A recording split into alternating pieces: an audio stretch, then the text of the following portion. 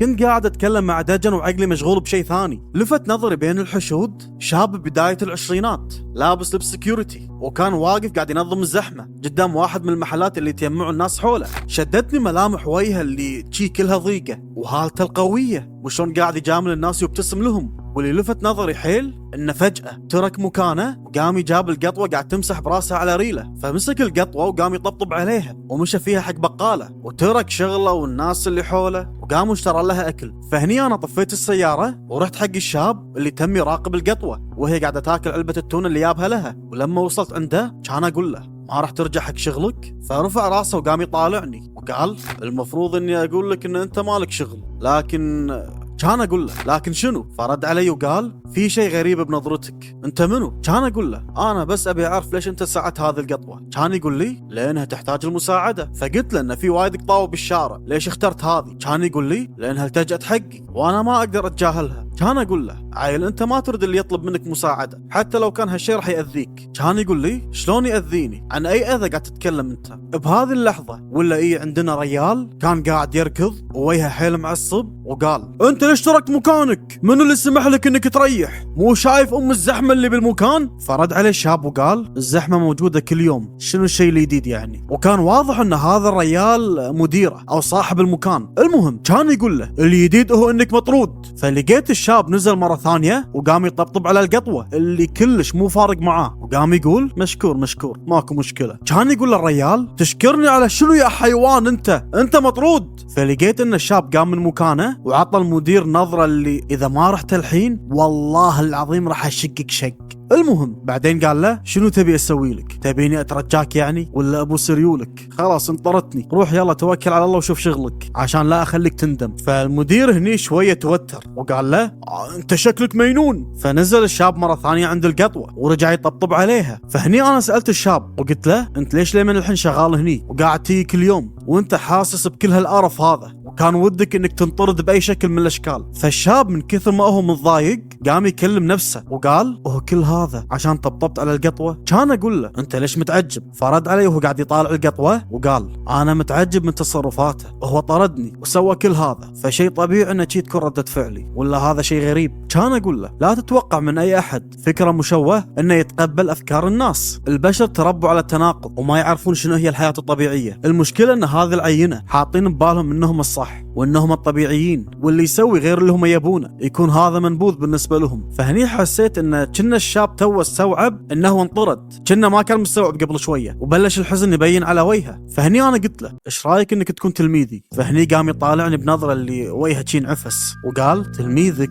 فهني انا قلت له خلينا نرجع حق موضوعنا. كان يقول لي موضوع شنو اللي تبي تكلمني فيه؟ فوقتها انا ضحكت وقلت له موضوع القطوه، ليش ساعتها؟ فهني الولد تعجب قام يقول لي انت ليش مهتم بالموضوع وايد؟ كان اقول له بصراحه انا مهتم بافعالك انت فاتمنى انك تجاوبني. فرد علي وقال والله ما ادري بس انا من النوع اللي اساعد اي احد، ما يفرق معاي قطوه بشر ايا كان، المهم اني اساعد. فقلت له ان هالشيء بشنو راح يفيده؟ كان يقول لي والله شوف يعني انا ما اساعد انه عشان مقابل، لكن يكون فيني شي شعور ان لما اساعد احد احس شي براحه، وبصراحه اكثر احس الناس اللي يخلوني اني انا اساعدهم وهم قاعدين يساعدوني انا، مو معناته ان حياتي متدمره ومو لاقي اني اكل يعني ما اساعد احد ثاني. وهو انت ما راح تفهمني ولا انت فهمتني ولا شنو؟ فقلت له انا فاهمك وفاهمك عدل. فهني قال لي انه اوكي ما عليه بس انه ليش قاعد تسال انت؟ فقلت له اني بس ابي اتاكد من شغله. فسالني انه شنو هذه الشغله؟ كان اقول له اللي انا متاكد منه يا ماجد. فهني الولد انتفض قام يبقق عينه علي وجهه قلب الوان وقال انت شلون عرفت اسمي؟ هو انت قاعد تراقبني ولا شنو نظامك؟ شنو تبي انت بالضبط؟ فرديت عليه وقلت لا كلش العود، انا توني عرفت اسمك. فسألني انه شلون عرفت؟ فرديت عليه وقلت هو من متى تحرر عندك ومنو اللي حرره؟ كان يقول لي القطو ما ادري شنو منو انا؟ منو اللي حررني؟ حر الدنيا ولا ما ايش تبي؟ انا شلون بعرف منو اللي حرر القطوه؟ وهو موجود من كم يوم مع مجموعه ثانيه من القطاوه، انت صاحبه؟ كان امد ايدي حقه وقلت له عطني تليفونك. كان يقول لي ليش؟ فقلت له انه لا تحاتي يعني ما راح ابوقه. كان يعطيني ماجد تليفونه، فقمت وخذيت التليفون وفتحت الباسورد وقمت ودقيت على نفسي. بعدها رجعت له التليفون وقلت له ان هذا رقمي. فهني لقيت ماجد اللي حيل منبهر انه شلون قدرت افتح التليفون وفي باسورد. فاخذ التليفون مني وقام يقول لي انت هم من تعرف الباسورد مالي؟ انت منو؟ كان اقول له انا جاي اقدم لك فرصه راح تغير حياتك، مو لازم للاحسن لكنها بتغير حياتك. فرد علي وقال وانا ليش اغيرها؟ كان اقول له لان انت تستاهل شيء احسن من كذي وهذه مو حياتك.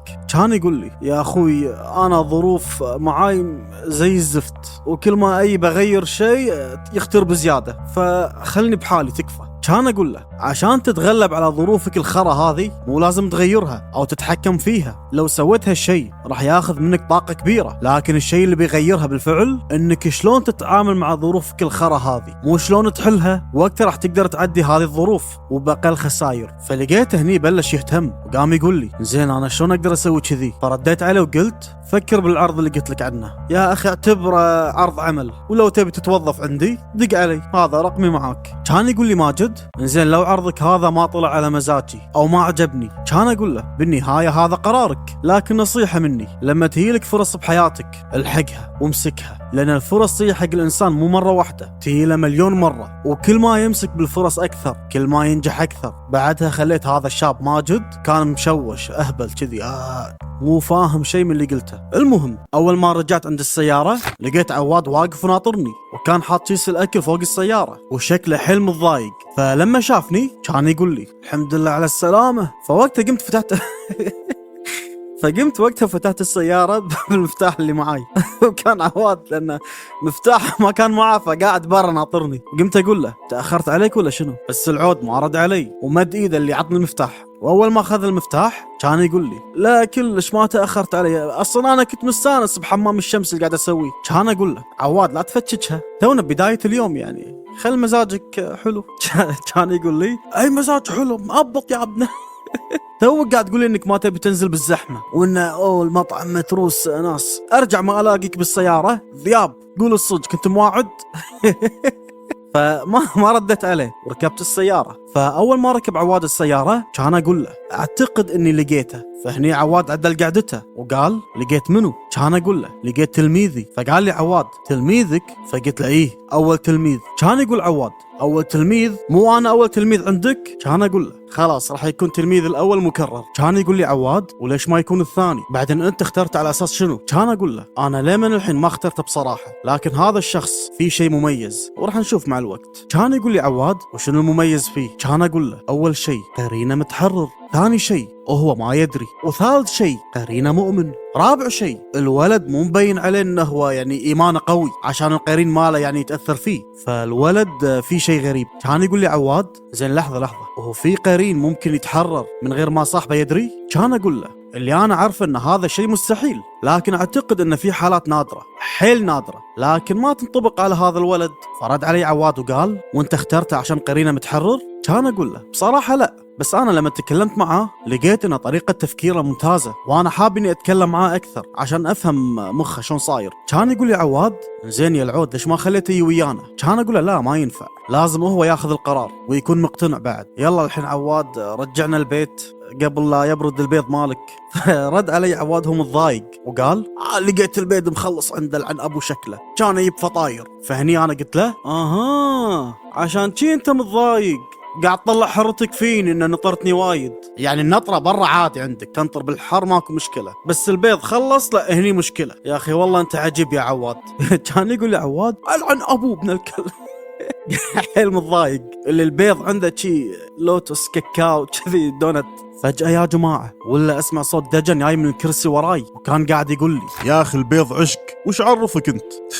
والله انك حمار. رجعنا البيت وعدى كم اسبوع من مقابلتي حق ماجد لكنه ما دق علي. فيا ببالي ان العرض مالي ما عجبه ويمكن راح كلم مديره ورجع الشغل مرة ثانية. لكن يا جماعة من الكلام اللي صار بيني وبين ماجد شخصيته مو اللي يتنازل ويرجع حق المدير وتكفى رجعني، لا مو كذي هو، لكن خالف كل توقعاتي ودق علي بعد 3 شهور وكان داق علي بوقت متأخر. وانا اول ما ردت عليه كان اقول له داق علي يعني بوقت وايد غريب. انا اسف يا اخوي ما فكرت ان الوقت الحين غير مناسب. ماكو مشكلة اكيد مو عارف تنام. صح كلامك وهم كان عندي دكتور نفسي سألته بهذا الموضوع وقال لي اني مو قادر انام من كثر التفكير وكتب لي على علاج وكان يساعدني بصراحة. قصدك مخدر مو علاج؟ لا كلش، هو مهدئ. اي ادري مثل ما قال لك الدكتور. اي بالضبط. فسكت شوي اللي بعطيه وقت عشان يتكلم، وبعد شي كم ثانية كان يقول لي زين على كل حال انا اسف اني دقيت بوقت متأخر وراح اكلمك بعدين. لا الوقت الحين ممتاز، انا راح ادز لك لوكيشن البيت وتعال الحين. لا ما ابي اثقل عليك. لا تحاتي، انا مثلك همم ما اقدر انام فترة طويلة. المهم راح اروح اسوي لي قهوتين على ما انت تيجي، وراح اخلي لك باب البيت مفتوح. اول ما تدش روح يمين وراح تلاقيني على طول. وقمت يا العود وسويت لي قهوتين وقعدت بحديقة بيتي وشغلت الدفاية لان الشتاء بلش عندنا وكان الجو حيل بارد. قاعدة بنت كلب يعني يا جماعة، والله قاعدة وايد حلوة. اتمنى على يوم اني اجمعكم كلكم واقعد معاكم هالقعدة هذه، عرفت شلون؟ اي والله ايش تبون بعد؟ يلا نكمل. ما عدى وقت طويل وسمعت صوت الباب ينفتح ويا ماجد. المهم دش ويا عندي فاشرت له انه يقعد، فقعد وخذ فنجان القهوه وكانت عيونه شي قاعد تلف يمين ويسار قاعد يطالع المكان على باله مسوي له كمين بسوي له شيء غلط ولا شيء. المهم تكلم ماجد وقال على فكره البيت وايد حلو. فقمت يا جماعه وصدمت عيشته، يعني هو الحين قاعد يشرب قهوه ويطالع البيت ويقول لي ترى البيت حلو. فجيت انا وقلت له انت تآمن بالجن؟ فارتبك العود وحط فنجان القهوه على الطاوله تم شي مبقق عينه علي. فقلت له ها ايش فيك؟ القهوه مو عاجبتك؟ فرد علي ولا كني سالته وقال انا بصراحه مهتم بعرض الشغل مالك، لكن ابي اعرف انه شنو نوعيه الشغل. كان اقول له انت كم كنت تاخذ بشغلك؟ فرد علي وقال الحمد لله اخذ اللي يكفيني. كان اساله انت ايش رايك بالناس اللي يقولون ان المال مو هو السعاده؟ كان يقول لي انا شايف ان المال مو مصدر السعاده الرئيسي، لكنه مصدر يخليك توخر عن التعاسه شوي. كان اقول له اجابه حلوه. العود انت متزوج؟ كان يقول لي لا طبعا، ولا كان ما قلت لك ان المرتب مالي يكفيني؟ انزين ما عليه، انت شنو بالنسبه حقك الكفايه؟ فرد علي وقال اني اوفر اكلي وشربي والمكان اللي اعيش فيه واحتياجاتي العاديه. كان اقول له انزين انا راح اضاعف لك المبلغ اللي كنت تاخذه. كان يقول لي ماكو مشكله تمام، لكن مقابل شنو؟ فقلت له ان هذا مقابل انك راح تشتغل معاي. كان يقول لي تمام ماكو مشكله، لكن شنو هذا الشغل تحديدا؟ كان اقول له يعني هو راح يفرق؟ فقال لي ايه اكيد راح يفرق، يعني هل هو مشروع معين راح تسويه وانا راح اكون معاك فيه؟ فقلت له والله يعتمد على كلمه مشروع اللي انت قلتها هذا. كان يقول لي انه شغل اوكي، لكن اهم شيء انه ما يكون حرام وما يخالف القانون. فرديت عليه وقلت زين لو يخالف معتقداتك الخاصه. فرد علي وقال معتقداتي الخاصه هم من قانون. كان اقول له شوف انا هم ماشي مع قوانيني الخاصه، لكن قوانيني انا ماشي على منهج ثاني غير اللي احنا متعودين عليه. كان يقول لي شوف انا ما راح اوافق ولا راح اعطيك كلمه غير لما افهم انت شنو تبي. كان اقول له زين ايش رايك تشوف بالاول بعدين تقرر؟ كان يقول لي اشوف شنو؟ فرديت عليه وقلت انت تعاملت بالسحر من قبل؟ فضقق عينه وقال سحر؟ اللي عطاني نظرات ان انا شكلي يعني مو مبين اني ساحر او لي بهالمجال. فقال لي انت ساحر؟ فقلت له انه شوف بقول لك شغله، حاول انك تجاوب اكثر ولا تسال عشان لا يطول الموضوع. فقال لي لا والله انا ما تعاملت مع السحرة من قبل. فقلت له ولا مشعوذين؟ فقال لي وشنو الفرق بينهم يعني؟ فقلت له زين اشتغلت مع معالجين روحانيين؟ كان يقول لي شنو هالاسئله الغريبه هذه؟ بعدين ايش فيك شي قاعد طالعني وتفتشني بعينك؟ انت شنو ايش تبي؟ كان اقول له المشكله يا العود ان قرينك مؤمن وهذا شيء نادر، وانت متدين حيل؟ كان يقول لي لا يعني مثل الناس عادي، يعني مو متشدد حيل. فقلت له انه غريب بصراحه، يعني معروف ان القرين دائما يتاثر بصاحبه، وفكره انه ما ينحاش بعد ما يتحرر وانه يتم معاك بهذا الشكل هذا شيء مخليني حيل مهتم. انا ابي اتكلم مع قرينك. كان يقول لي مع منو؟ مو فاهمك. كان اقول له مع دجام قرينك. رد علي وهو مستغرب اللي قال قرين شنو؟ انت بشنو قاعد تتكلم؟ بعدين انت قاعد تستأذني ان ممكن اتكلم مع قرينك على اساس بقول لك قريني يلا كلمه قرين. انا مو فاهمك. كان اقول له لان قرينك ما راح يتجاوب معاي الا لما توافق. بعدين لو قرينك كافر كنت راح اسخره وقيده، لكن هذا مؤمن فما راح اقدر اكلمه غير لما توافق. فقام يضحك العود وقال لي شوف انا مو فاهم شيء لكن راح اجاريك، فانا موافق يلا تكلم مع قريني. وقتها يا العود غمضت عيني كم دقيقه بعدين قلت له تمام. فلقيت ماجد يكلمني شي باستعباط وقام يقول لي خلصت كلام مع قريني؟ تكلم معاك عاد؟ كان اقول له ايه تكلم معي. فرد علي وقال بشنو تكلمتوا؟ كان اقول له بشويه اشياء انا كنت اعرفها، بس هم انه ما قال لي شلون تحرر، وهذا كان شيء بديهي انه ما راح يقول لي. كان يقول لي تمام وشنو عرفت منه؟ كان اقول له عرفت ان عندك مؤهلات علميه كبيره اكبر من الشغل اللي كنت قاعد تشتغله. كان يقول لي ماجد الحاجه، تدري شنو الحاجه؟ هي اللي تخلينا ما نعرف نختار. كان اقول له زين لو ما كنت بحاجه شنو كنت راح تختار؟ كان يقول لي على الاقل كنت راح اشتغل بالتخصص مالي. كان اقول له حتى لو كنت متضايق من الشغل اللي راح تشتغله. رد علي رد وايد حلو يا جماعه، وقال الريايل يشتغلون عشان يخلصون مو عشان يستمتعون. كان اقول له صح كلامك. فلقيت ماجد هم يسالني باستعباط مره ثانيه وقال اي بعد شنو قال لك قريني؟ شي شايف اني انا مينون او اهبل، شي قاعد يقزرها علي الصيده. انا اعلمك. كان اقول له قال لي قرينك ان عندك مرض مزمن بصدرك. فهني بلش يتوتر، قام يقول لي منو اللي قال لك كذي؟ كان اقول له قرينك. انت مو مركز معاي ولا شنو؟ ماجد حاول تركز معاي، انت ايش كثر صار لك تحاول تتعالج من المرض مالك؟ كان يقول لي ماجد بصراحه سنين طويله. فقلت له شنو استفدت؟ كان يقول لي الدكاتره كلهم قالوا لي ان هذا مرض مزمن وحاول انك تتاقلم معاه. كان اقول له بس اللي انا اعرفه ان كل داء ولا دواء، وانا اليوم راح اكتب لك على شيء قبل لا تمشي وراح تتشافى منه. فابتسم ماجد وقال بالبساطه هذه حج الدكاتره كلهم قالوا لي انه ما في علاج. كان اقول له ما في علاج عندهم هم مو عندي انا. فتم يطالعني العود. بعدين قال وشنو المقابل؟ كان اقول له المقابل ان انت راح تسوي هالشيء وراح تساعد ناس غيرك مثل ما انت كنت محتاج حق مساعده. فرد علي وقال لكن انا مو دكتور ولا عندي علم. كان اقول له انا راح اعطيك هذا العلم، كل اللي عليك انك تشيله وتتحمل اي عقبه منه. فرد علي وقال واذا ما عرفت؟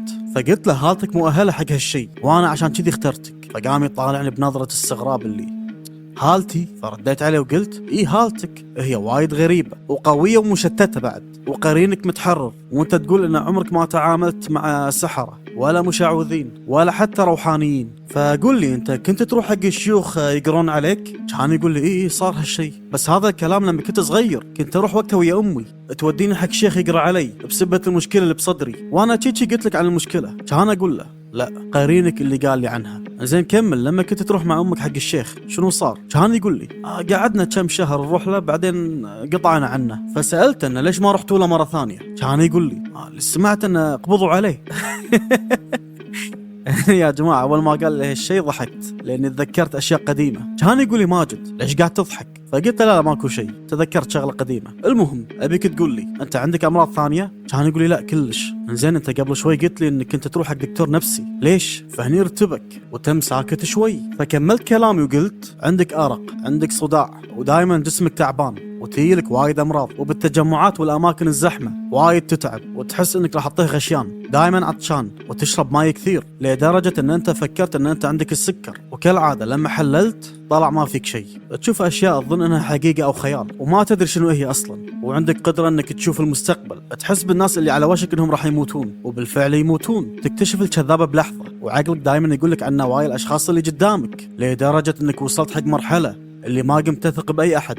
فهني ماجد قام يقول لي خلاص. فقلت له ايش فيك؟ لقيت يمسح العرق من على راسه مع ان احنا كنا بالشتاء يعني والجو بارد. قام يقول لي لو سمحت انا ما ابي اسمع اكثر من كذي. كان اقول له ليش؟ انا قلت شيء غلط؟ كان يقول لي انت منو؟ انا صدق ابي اعرف انت منو. فرديت عليه وقلت انا قلت لك انا واحد ابيك تشتغل معي. فلقيت ماجد بلش شي قاعد يتنفس بصعوبه وعيون الشمال بلشت تتحرك. فهني قلت له على فكرة قرينك المتحرر وهو اللي قاعد يسوي فيك كذي، انت مو قادر تسيطر عليه عشان كذي قاعد يسوي اللي هو يبيه. فلقيت ماجد قاعد يطالع حواليه، بعدين قال لي على فكرة انا حاس اني انا بحلم او شنو فيه. فقمت وقتها ومديت ايدي بعلبة السجاير مالتي ومديت له سيجارة. فقال لي ايش فيك انت مينون؟ انت تدري اني انا عندي مرض بصدري. فرديت عليه وقلت لا تحاتي، انا مو قلت لك اني راح اعالجك منه؟ فرد علي وقال انا اصلا ما احب التدخين ولا حتى احب ريحة السجاير. فهني انا اللي قمت ادخن وقلت له شوف يا العود انا اعتذر منك لكن انت راح تحبها بعدين. كان يقول لي لا تحاتي انا ما راح احبها. كان اقول له انت على بالك اني انا ادخن لاني انا احب التدخين؟ فلقيت ماجد حط ايده على راسه وقام يقول صداع ايه صداع فيك صداع؟ ايه صداع جتني دوخة، صداع جتني دوخة. فقلت له ان الصداع هذا بسبة قرينك لانه هو الحين يدري اني انا قاعد اساعدك ويدري اني راح اخليك تسيطر عليه وهو ما يبي هالشيء. فرد علي ماجد وهو قاعد يتعور وقال زين تكفى ممكن تجيب لي اي مسكن؟ انا مو جايب العلاج مالي. فقمت وعطيته السيجاره وقلت له دخن لو ما تعدى راسك انا راح اجيب لك المسكن. فقام ماجد وخذ السيجاره مني وبلش يدخن ويكح. بعدها بشوي قام يطالعني تشي بنظره تعجب، بعدين قال انا حاس ان الصداع قل. كان اقول له وبشنو حاس بعد؟ فرد علي وقال حاس اني ابي انام، ما حسيت بهذا الشعور من سنين. فقمت وخذيت السيجاره منه وقلت له تاثير السجاير على اصحاب الهالات القويه يعدلهم سواء روحانيا او بجسمهم من داخل، وهذه واحده من المقايضات اللي تصير لنا. كان يقول لي مقايضات؟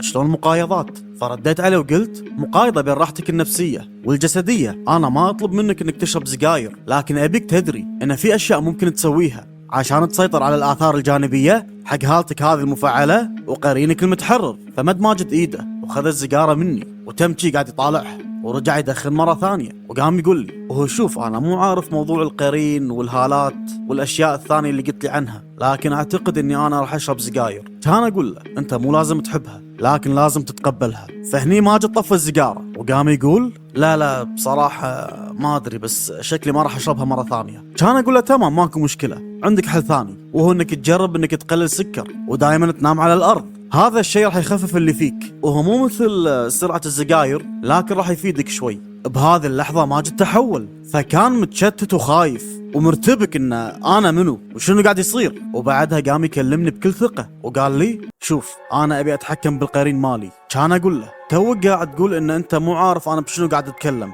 والحين تبي تتحكم بقرينك؟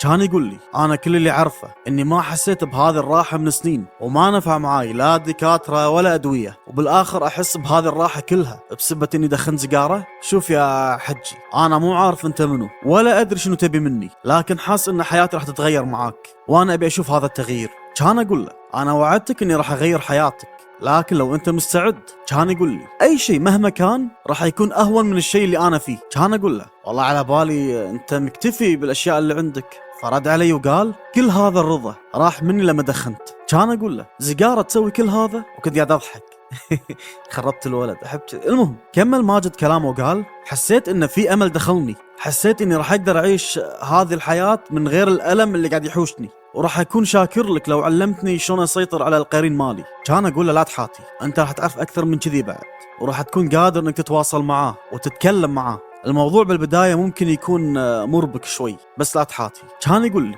وهو الموضوع هذا راح يأذيني ولا شنو؟ فرديت عليه وقلت وبصراحة قرينك هذا مؤمن فما اعتقد انه في اذية، وفي اوبشن ثاني يقول ان احنا ممكن نربطه، لكن بصراحة الموضوع يبي له طلاسم وانا وقفت هالشيء هذا يعني. فلقيت ماجد شي تم ساكت وابتدى يتشتت مرة ثانية من كثر المعلومات اللي قاعد اقولها ورا بعض اللي يحس انه في شيء غلط. فقلت اني راح انهي الموضوع وقلت له شوف هو كفاية ليه من هني، روح الحين انت ولا تفكر بالكلام اللي قلناه. كان يقول لي زين ابي اسألك سؤال، وهو انا ممكن اندم على قراري هذا؟ كان اقول له وحتى لو صار هالشيء ما ينفع انك تتكلم او تزعل لان لك حرية الاختيار، يا توافق يا ترفض، وانت يا الزلم ليه الحين على البر تقدر تروح وما ترجع مرة ثانية. كان يقول لي لا انا مقتنع بقراري وحاس اني ابي اعرف اكثر من اللي انا عرفته الحين، حاس من كلامي معاك ان في شيء جديد او في شيء غريب ابي اكثر واكثر. فهني انا ضحكت وقلت له انا بعد لما تكلمت معاك حسيت ان فيك شيء مختلف وانا احب اتعامل بس مع الاذكياء وانت يا ماجد ذكي. كان يقول لي ماجد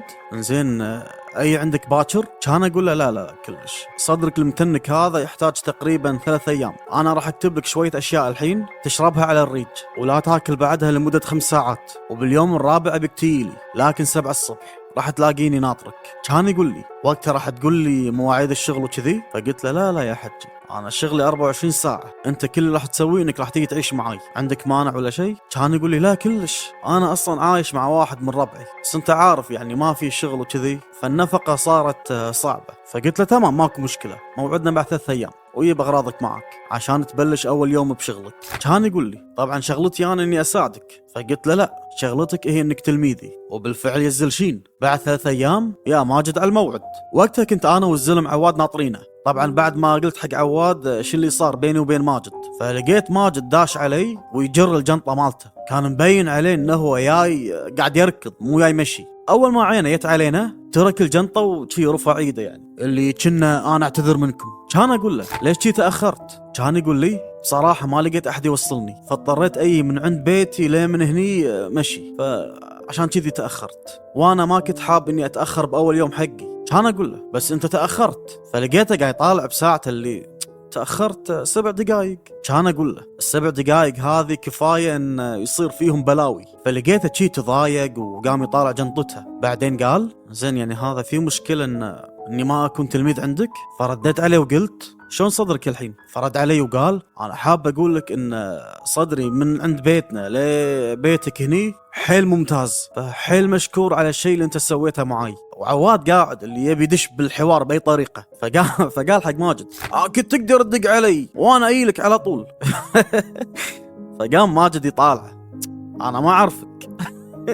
فهني انا قلت ان هذا عواد. فماجد شي اللي بحتك بزملائي، وقال حق عواد يشرفني يا شيخ انك زميلي. كان يقول له عواد انا مو شيخ. فقال له ماجد اسف والله يعني شفت اللحيه فيا ببالي انك. هني انا قطعت ماجد وقلت له شوف عواد هذا حاله خاصه، هو نفسه مو عارف هو شنو. فاليوم انت شايفه لابس هدوم شيخ، باكر عادي دش علينا بشورت سباحه، اللي عقبه تلقاه مسوي روحه بنت.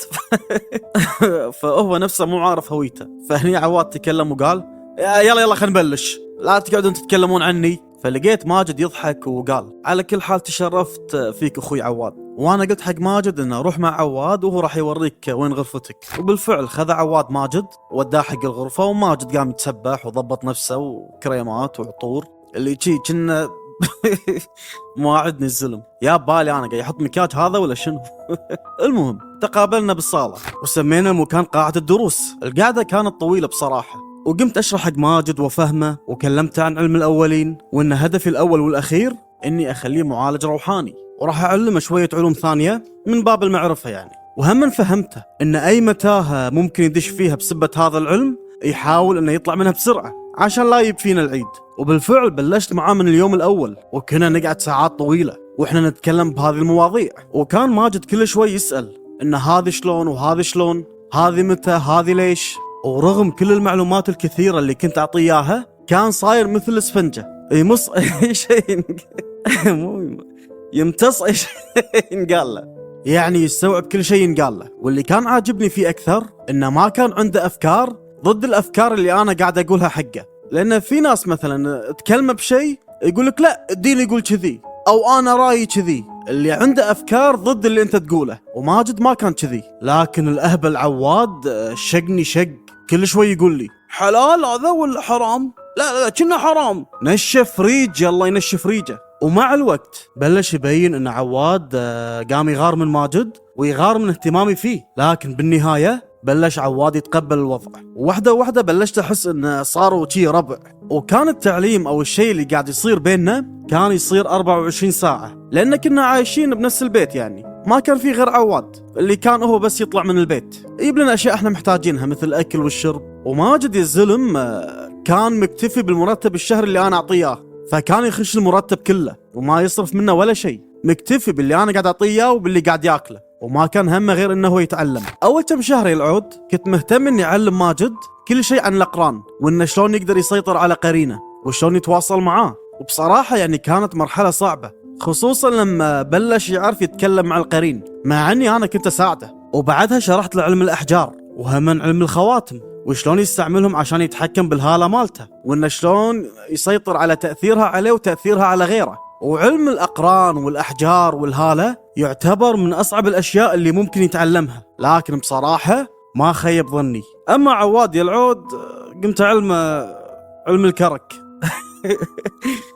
دخلت له بعلم الأحجار وما استوعب كلش، وبخلال وقت قصير صار متفاهم مع القرين ماله ومسيطر عليه بطريقة حيل مرعبة. وفوق هذا سيطر عليه من غير ما يستعمل طلاسم، لأن كل شيء كنت أعلمه حق ماجد ما كان في طلاسم. كنت موخر عن هذا الشيء، لأن بيني وبينكم يا جماعة كنت أبي أسوي نسخة مني لكن تكون نظيفة. لكن الشيء الوحيد اللي كان مضايقني إني أنا ما أبي أنقل هذا العلم حق شخص واحد، وهو ماجد زين وقاعد يستقبل كل شيء يعني. لكن مهما كان ماجد بالنهاية بشر وراح يموت بيوم من الأيام، وأنا ما أبي هذا العلم يكون مربوط بشخص واحد ومرهون على أنه يتم عايش. فقمت أشرح لهم إن إحنا نبي تلاميذ أكثر، وبالفعل بلشنا نجيب ناس ثانية ونقابلهم ونشوف إنه هل ينفعون حق هذا الشيء ولا لا. وماجد كان يعتبر المساعد مالي بتعليمهم، لكن يا جماعة تقريبا كلهم ما كانوا نافعين. كان في اللي يزهق، وكان في اللي يخاف، وفي اللي من أول شيء يختفي وما يطلع مرة ثانية. المهم بعد كل هاللوية هذه ما طلعنا غير بشابين وبنت، هذيل اللي كملوا معانا، وما كانوا حيل يعني مناسبين حق هالشي هذا، لكن عقلهم نظيف، وانا كنت مخلي موضوع تأهيلهم حق ماجد، وانه هو يوصلهم حق نفس المرحلة اللي هو وصل لها، فهني دوري انا يعني بالمراحل المتقدمة. وبالفعل هذيل الشباب يو عاشوا معانا بالبيت، والبنت كانت هي وقت الدروس عشان ما ينفع ان تتم عايشة ويانا، بالنهاية يعني احنا ريايل، وانا اضمن يعني ماجد وهذيل الشباب، لكن اللي ما اضمنهم هو دجن وعواد.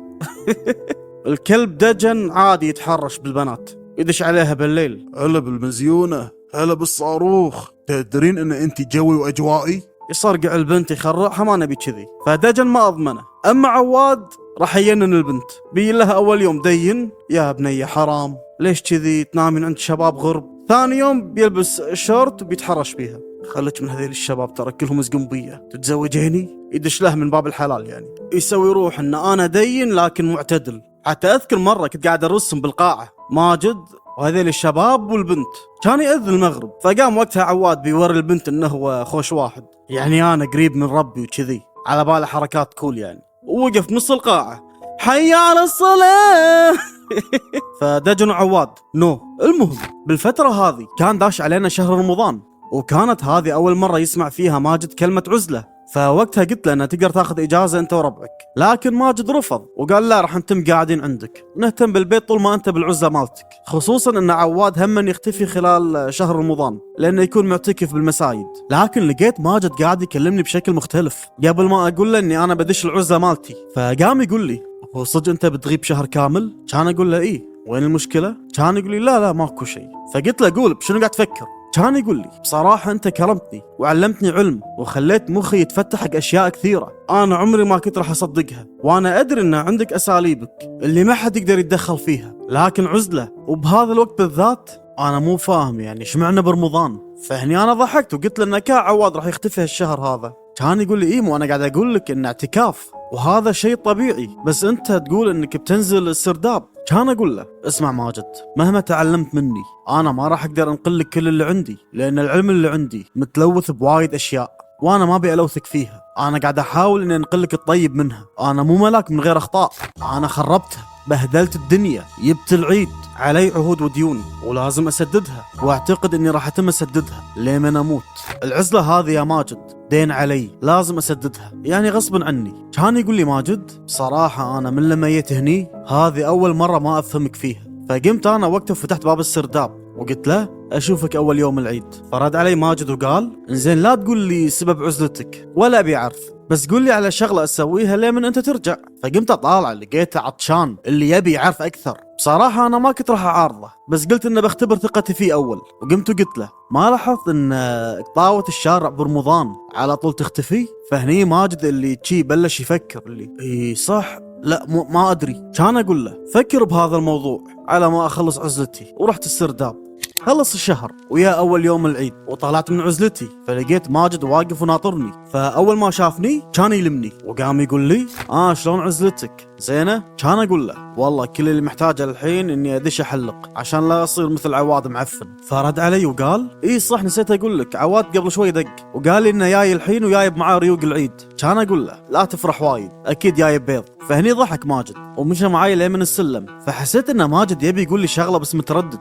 فقلت له إن ماجد إيش فيك؟ فقام يطالع شي على الجنب كنا شي مستحي وقال لي لا ماكو شي.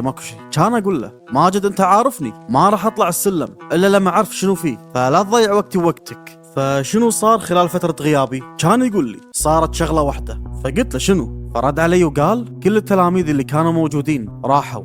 فهني أنا ضحكت وقلت له تمام اوكي وش اللي مزعلك؟ كان يقول لي انا بصراحة ما كنت ابي اخذلك. فرديت عليه وقلت اي اوكي انت شكو، هو هذا كان قرارهم مثلهم مثل غيرهم. كان يقول لي ماجد بس انا ما كنت ابي اضيع كل هالمجهود هذا على الفاضي. كان يقول له لا كلش، اللي صار هذا كان بمصلحتنا، حلو انهم مشوا الحين قبل ما ياخذون العلم الصجي ويستعملونه باشياء خطر، انهم مشوا الحين هذه نعمة. فرد علي وقال تمام فهمتك، انا بس اللي كان مضايقني انهم راحوا عشان اسباب تافهة، اللي يقول لك انا مشغول انا عندي دراسة، يعني اشياء غريبة. كان اقول اوكي وفروا علينا الوقت. كان يقول لي لكن بصراحة انا عالجت الموضوع وما رضيت انك ترجع وما تلاقي بديل، وانا لقيت لك البديل. فرديت عليه وقلت ايش قصدك ماجد؟ انت شنو سويت؟ كان يقول لي انا لقيت واحد ثاني وعطيته كل العلم اللي انت اعطيتني اياه واعتقد انه هو جاهز خلاص. كان اقول له منو هذا؟ فرد علي وقال انا علمتها كل شيء. فهني انا قلت له علمتها؟ هي بنت؟